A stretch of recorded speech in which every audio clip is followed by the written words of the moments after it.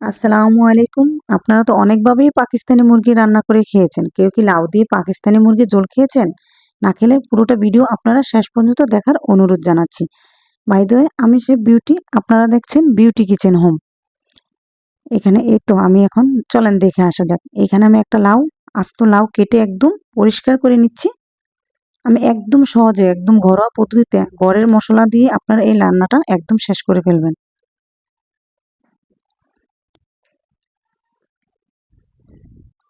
আমি পুরোটা লাউ একদম ক্লিন করেছি, ধুয়ে পরিষ্কার করে। আপনারা কিন্তু আস্ত, সবসময় লাউ আস্ত ধুয়ে তারপরে কাটবেন, তাহলে এই লাউটা কিন্তু খেতে অনেক স্বাদ হয়, মিষ্টি হয়, অনেক সুন্দর। এক এক করে আমি গুট গুট করে কেটে নিচ্ছি। আমি কাটার পরে কিন্তু আর ধোবো না, আমি কিন্তু একবারে ধুয়ে নিয়েছি লাউটা, একদম আলুর শেপে কেটে নিয়েছি সবগুলো লাউ। ছোট ছোট করে কাটলে কিন্তু গলে যাবে, এই কারণে আমি বড় বড় করে গুট গুট করে কেটে নিয়েছি। আমরা যেভাবে আলু মাংসের মধ্যে ব্যবহার করি সেভাবে আমি লাউটাকেও মানে কেটে একদম পরিষ্কার করে নিলাম।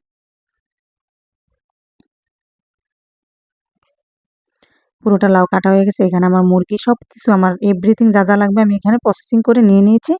এখন চলুন রান্না করার পালা। দেখতেই পাচ্ছেন, আপনাদের সামনেই সবকিছু নিলাম। এখানে আমি একটা কড়াইতে পরিমাণ মতো তেল দিয়ে দিলাম। অল্প পরিমাণ তেল দেবো, কেননা লাউয়ের মধ্যে যত মশলা তেল কম দিবেন তত লাউয়ের টেস্ট বেশি হয়। আর বিশেষ করে এখানে মুরগিটা হলো পাকিস্তানি মুরগি, এখানে তেল উঠবে কিছু, মুরগিটার মধ্যে অনেক তেল। এখানে সর্বপ্রথম আমি কড়াইতে তেল দিয়ে দিলাম পেঁয়াজ কুচি, কিছুটা আস্ত কাঁচামরিচ আমি রাখছি, এটা পরে আমি ব্যবহার করব। একবারে শেষ পর্যন্ত দেখার অনুরোধ জানাচ্ছি। যদি ভালো লাগে ভিডিওটা অবশ্যই অবশ্যই লাইক দিয়ে, কমেন্ট করে, সাবস্ক্রাইব করে পাশেই থাকবেন। অল নোটিফিকেশনে রাখবেন, সবার আগে আমার ভিডিওটা আপনার মাঝে পৌঁছে যাবে। আমাদের নবী কিন্তু লাউয়ের তরকারি অনেক পছন্দ করতো। ভাবলাম এই পবিত্র রমজান মাসে একটু নবীর একটা কিছু সুন্নতি খাবার ব্যবহার করা যাক বা ইউজ করা যাক, সেই কারণে আপনাদের সাথেও শেয়ার করলাম। লাউ আমাদের নবীর অনেক পছন্দের একটা খাবারের তালিকায় ছিল।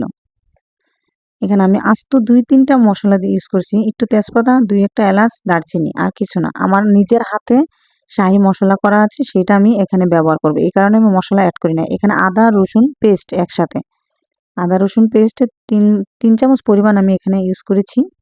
আপনারা আপনাদের স্বাদ মতো ব্যবহার করবেন, কোনো সমস্যা নেই। আমি হালকা মানে কিছুক্ষণ কষায় তারপর আমি এক এক করে মশলাগুলো অ্যাড করব এখানে। হালকা একটু যখন ভাজা ভাজা হয়ে যাবে তখন আমি একটু সবগুলা মসলা অ্যাড করে দেব।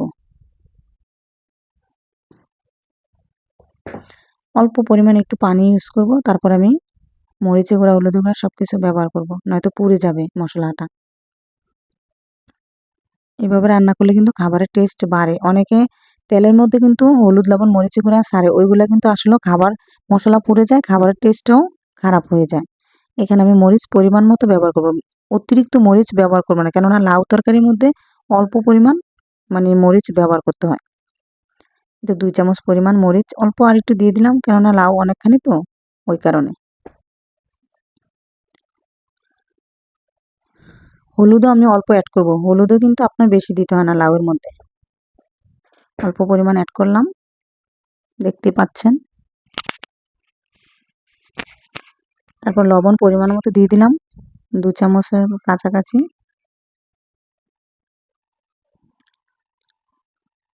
আমার নিজে হাতে তৈরি করা শাহি গরম মসলা, এটা আমি ব্যবহার করলাম এখানে। কিছু অল্প পরিমাণ ব্যবহার করলাম, কিছু আবার পরে রান্না শেষে ব্যবহার করব। দেখতে পাবেন কিভাবে আমি রান্নাটা শেষ করি।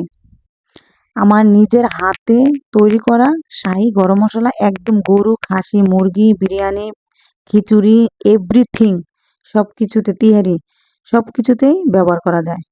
এই মসলাটা আপনারা দেখুন, এই মসলাটা দেওয়ার পরে কালারটা কত সুন্দর আসছে।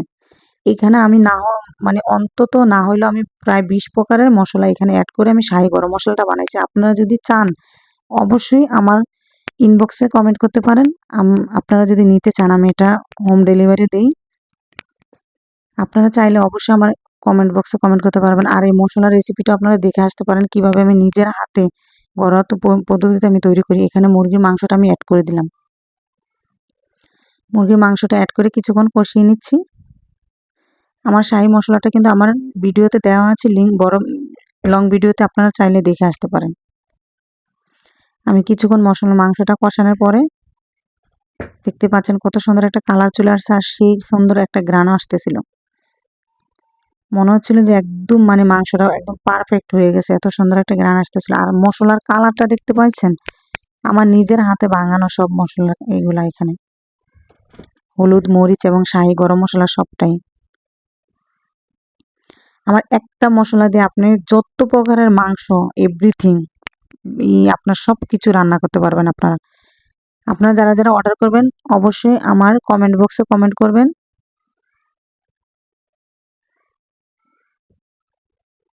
এখানে আমি আবারও কিছুক্ষণ রেখে দিচ্ছি। রেখে কিছুক্ষণ যদি আমি রান্না করে না নিই তাহলে লাউটা তো নরম, এখানে মাংসটা কিন্তু অনেক শক্ত, এই কারণে আমি অনেকক্ষণই মাংসটা রান্না করে নিয়েছি। হালকা সিদ্ধ হওয়ার পর আমি লাউটা অ্যাড করব। আগে থেকে অ্যাড করলে কিন্তু আমার লাউটা নরম তো গলে যাবে। এই তো অনেকক্ষণ কষানোর পর আমি এখন লাউটা অ্যাড করে দিচ্ছি। লাউয়ের কালারটা দেখতে পাইছেন, কত সুন্দর একটা কালার লাউয়ের। আমার নবীর একদম পছন্দের একটা খাবারের তালিকায় ছিল লাউ। আর বিশেষ করে আমি লাউ যদি রান্না করি, এভাবে রান্না করি, অনেক মজা হয়। আরো কিছুক্ষণ নাড়াচাড়া করে আমি লাউটা দিয়ে একসাথে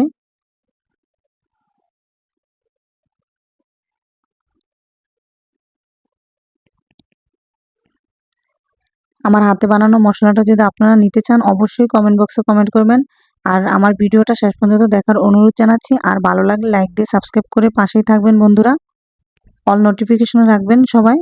আশা করি আমার ভিডিওগুলো আপনাদের পাশে পৌঁছে যাবে তাড়াতাড়ি। এখানে আমি ভালো করে একদম নাড়াচাড়া করে আমি এখন ডেকে দেব। কিছুক্ষণের জন্য ডেকে রান্না করে নেব।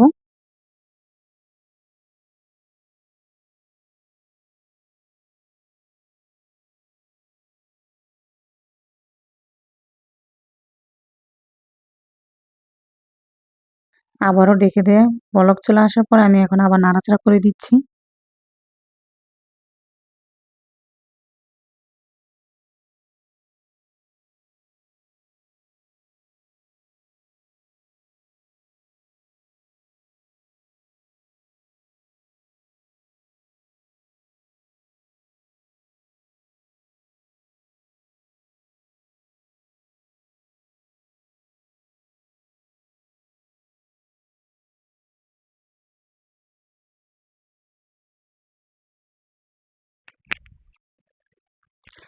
এতে আবারও অনেকক্ষণ রান্না করার পরে আমি নাড়াচাড়া করে দিচ্ছি।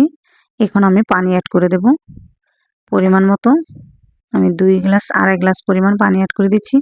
লাউয়ের মধ্যে অতিরিক্ত পানি অ্যাড করলে কিন্তু লাউটা মানে রান্না করলে খাবারের টেস্টটা মানে কমে যায়। এই কারণে অল্প পানি অ্যাড করবেন, ঢেকে দিবেন, তাড়াতাড়ি সিদ্ধ হয়ে যাবে, লাউয়ের টেস্ট একদম দ্বিগুণ হয়ে যাবে।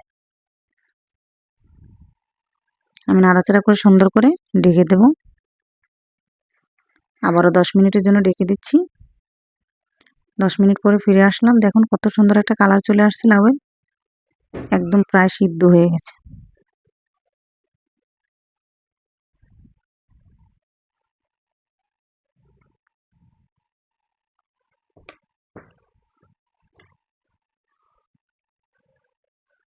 এখন আমি অল্প পরিমাণ রসুন আর কাঁচামরিচ এখানে অ্যাড করে দিচ্ছি। কাঁচামরিচ আর রসুনে এখানে টেস্টটা আরো বাড়াবে। দেখতে পাইলেন।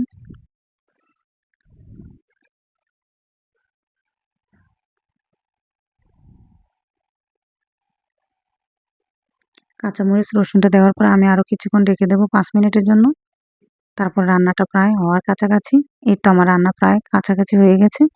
এখন আমার নিজের হাতে বানানো গরম মশলাটা, শাহি গরম মশলা যেটা বানিয়েছিলাম সেটা আমি এখানে কিছু পরিমাণ ব্যবহার করব। যে কোনো মাংস রান্নার লাস্টে যদি আপনি শাহি গরম মশলাটা ব্যবহার করেন তাহলে আপনার রান্নার স্বাদটা আরো বাড়ে,